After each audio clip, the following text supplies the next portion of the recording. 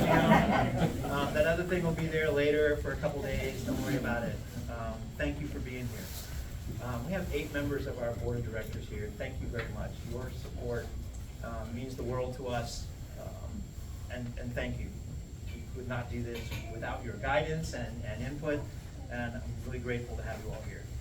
In case you didn't know, my name's Kevin Osgood. I'm the CEO here, and on behalf of the museum members, our board of directors, and our incredibly hardworking and now almost recovered staff, thank you for making the appointment to be here today. This is a really special day for our community for a couple different reasons, and it is part of our mission to preserve the history and share that for generations to come. And this being, we've now completed 10 plus years as an official Coast Guard city. That's a lot to be proud of. And to talk more about that, well, we wanted to capture all that, so we're going to do that. But before we get talking about the exhibit, I want to say we're very honored to have with us Mayor David Ward, the Mayor of Sturgeon Bay, and Commander Gregory Knoll from the United States Coast Guard, who is the Deputy Commander of Sector Lake, Michigan. They're going to address our status as a Coast Guard city first. Gentlemen. Thank you, Kevin. And it is an honor to be a Coast Guard city. I always want to give proper credit. It was my predecessor at Birmingham who started the process. And as many of you know, it's a pretty lengthy and big application to get into the club, so to speak. There are not many members of the club. And we're very proud to be a Coast Guard city. We got official notice of this from the Coast Guard on October 29th of 2024, renewing us for another 5 years. So.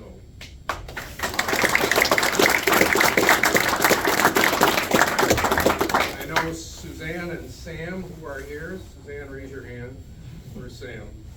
They were the ones that put the application together. All I get to do is Suzanne says, hey, there's a letter for you to sign. And I sign the letter, and I don't have much to do with it other than supporting them. So we're very pleased with their work, obviously with the outcome. And Commander, if you want to read some of the proclamation. Absolutely. Okay. So it will be my honor and privilege. There are a total of 34 Coast Guard designated cities in the country. There's only one in Wisconsin, and that's Sturgeon Bay. Sturgeon Bay was number 15 of the 34. So this new extension is just a fantastic testament to the city and its commitment to Coast Guard, the Coast Guard members, and their families. So it's my privilege to present the following proclamation of the United States Coast Guard. Whereas the people of Sturgeon Bay, Wisconsin share a special and unique history with the United States Coast Guard and have provided a home for the Coast Guard since 1881, when the establishment of the Dunlap Reef Light Station became the legacy of Coast Guardsmen calling Sturgeon Bay home. Whereas the Coast Guard's presence in the city has grown and evolved with the cultivation of a mutually supportive, beneficial relationship between local Coast Guard units and the people of Sturgeon Bay. Whereas the people of Sturgeon Bay regularly reach out to local Coast Guard personnel and their families to make sure they feel welcome in their home away from home. Whereas the city sponsors an annual Maritime Week, a salute to the U.S. Coast Guard, which includes the Coast Guard Person of the Year, Mariner Awards Dinner, a golf outing, and fundraiser for local Coast Guard families, and a Maritime Museum-sponsored Coast Guard picnic. Whereas the Sturgeon Bay Coast Guard Committee uses social media to take a proactive approach in consolidating and disseminating information about local businesses that provide an exclusive opportunity to U.S. Coast Guard personnel and their families. Whereas the city officials engage congressional leaders to advocate for Coast Guard and ensure the needs of Coast Guard members and their families were considered at the highest levels of government. Whereas the friendliness and hospitality of Sturgeon Bay are reflected in the multitude of special events throughout the year and services including discounts from local businesses for Coast Guard members and their families to honor their contributions to the nation.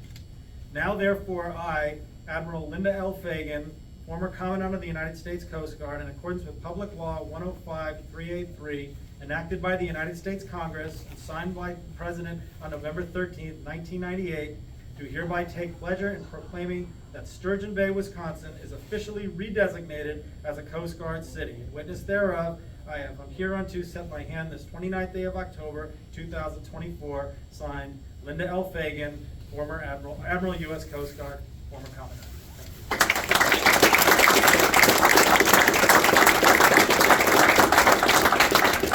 So as you look at the exhibit, you'll see, I think the original designation is here, so you might want to just take a look at that. The first renewal is over there, and the commander has read you the second, or the third designation, which we're very proud of. And before I turn the microphone back over, I always make a pitch, right? And I'm talking to you folks right over here. When you get done with your service to the country, thank you for that service. We want you back in Sturgeon Bay. We have fine examples, one right here, of former Coast Guard who came back to the city. Yeah, they're all around the place here. If I start naming them, it'll take half the ceremony. But we're very proud to be the home, and we want you to come back here because we think you make such valuable contributions to our community. And before I close out, I do have a coin here, and I'm told I have one of these too, but I'll have to go looking for it. It's the official Coast Guard coin that commemorates the certification of the city of Sturgeon Bay, and it has on it the original date and then the renewal date. Oh, thank you very, very much. Yeah.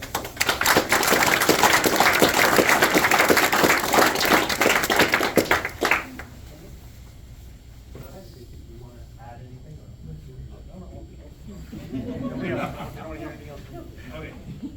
Thank you very much. All right, thank you, Mayor, thank you, Commander Knoll. This is great, our 11th year as a Coast Guard city. For the last year, the Door County Maritime Museum has been planning to change the exhibit in the Baumgartner Gallery. It had been in place since this museum opened in 1997.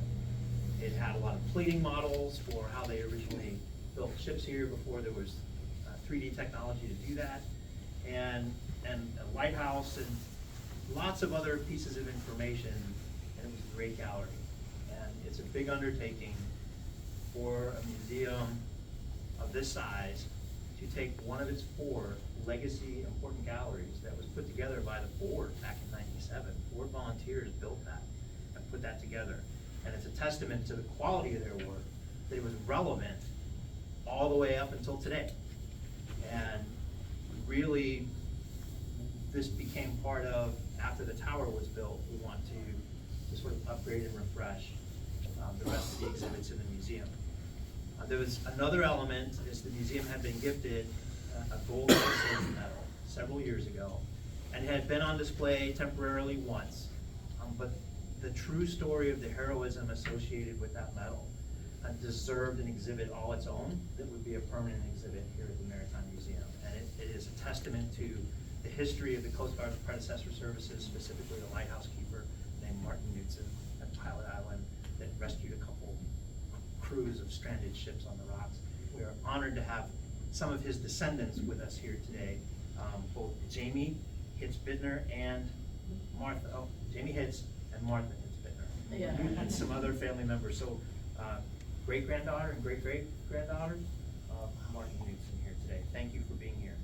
I also want to thank some others who helped make this exhibit happen. First off, the Sherwin-Williams folks. We have so much paint. And I felt like a Navy boatswain again. We all painted so much, but it needed it. Thank you for that.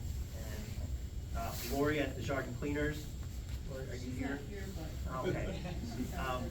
We've been donated several Coast Guard uniforms over the years. They weren't exactly in the best condition to put on display. So we really appreciate the effort that the Jargon put in, Lori put in, and the folks there. And then the underwriting to make it all happen. The Tackman Foundation and Mr. John Baumgartner, a member of our board of directors. John, his family name is on the gallery. We didn't twist his arm much to help us financially with this, but we really appreciate it. We could not have done it without any of that support. So thank you all for that.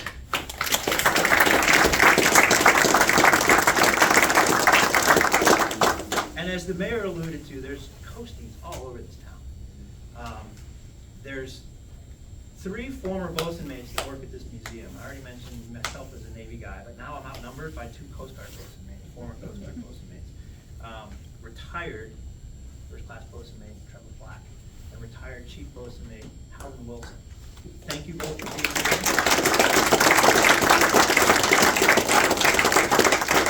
Now let me explain something. There's a lot of meetings, a lot of research, a lot of discussion, a lot of text review, a lot of tension, a lot of we need a break, a lot of I don't like this. And it's a process. As you see the text in here and read the text, this has been a year-long effort to fine-tune this message, to the history, and get it right. And we could not have done it. Hal Wilson specifically would sit in those meetings very quietly, and then all of a sudden be very loud. No, that's not the way it's supposed to happen. This is how it happened. But that guidance and keeping us between the buoys on our journey was absolutely incredible. Also, the rest of the museum staff, not just the ones involved in the exhibit, education, manager, Andrea Strohmeyer, our curator, Kay Dragan. I got a list because I knew I would do this. Brennan Christensen, collection manager, deputy director Sam Perlman, and our administrative personnel. Lorraine, I realized yesterday was National Administrators Day, and I am so sorry I was trying to hang stuff in the gallery that I completely forgot. I'll make it up to you and to Melissa, our controller. Kept the checks going to the vendors for this, and we had three different companies. We had a designer. Where was Ruth based? Frederick, Maryland. Maryland. The designer of the graphics, some of the graphics was in Maryland. The designer of the exhibits was in Birmingham, Alabama. The exhibit company that manufactured the structural exhibits is in Milwaukee. Hartwig Exhibits, we could not have done it without them. They're fantastic. And then Harriman Green Bay Blue, printing all this stuff and getting it on the wall so it doesn't fall off. And don't forget digital design. Right, yeah, well, and digital design, Monica, and Joe's not here, but these people can create anything interactive. And the coolest thing about that is when it doesn't work, they could be driving down a highway and you're looking at a screen here and they're in Arizona and they log in and fix it. It's the knowledge that goes into exhibits today is probably equal to the space program in the 60s. It's just incredible. And also, worth a shout out because there's a video and he'll watch it, and most everybody in the room knows him. Retired Coast Guard Captain Bob Desch, who's former executive director here at the museum.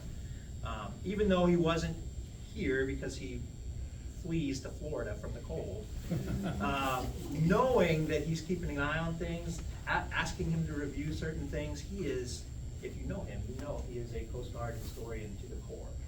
And knowing that when he checked something, we can put that in print, we're good. This morning he sent me a message saying, I can't wait to get there and see it. I plan on taking notes as I tour the exhibit, so I'm taking that. But knowing he's there and knowing that standard really helped us, the team, create something that I think is going to last for quite some time. I mentioned it's been going on for more than a year. And it's interesting that today we're pulling the trigger on opening this up. Today would have been my dad's 91st birthday, not a big deal, but he was a Coast Guardsman.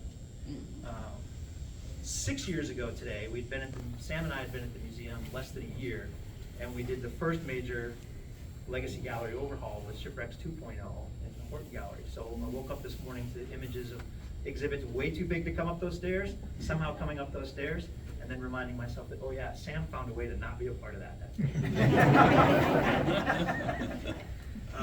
It's also a sad anniversary in the Coast Guard. Today is the 21st anniversary of the death of Petty Officer Nathan Reckenthal, the first Coast Guardsman that was killed in action since the Vietnam War, 21 years ago today during boarding a vessel in the Arabian Gulf, and there was an explosion. So all of those things tie together, and the stories you'll see in here, Martin's rescue stories, and rum runners of Door County. There's a rum running incident. Find it on the timeline. It's a fantastic story. Keeper Knudsen. I mean, there's just so much history along the shores of Door County. And from the Steamboat Inspection Service, Lighthouse Service, Life Saving Service, and today's United States Coast Guard. This is here to commemorate that and the interaction that the city has with that service. So, thank you all for being here. With that, I would love Jamie and Martha, both of you come up here. Commander Noel, Mayor, John, and we'll cut this ribbon. How exciting. These are very sharp scissors. We gotta get behind. Sure. Well, old scissors. Well, with a big thank you to the United States Coast Guard for keeping us safe on the water in everything they do, we're opening the gallery.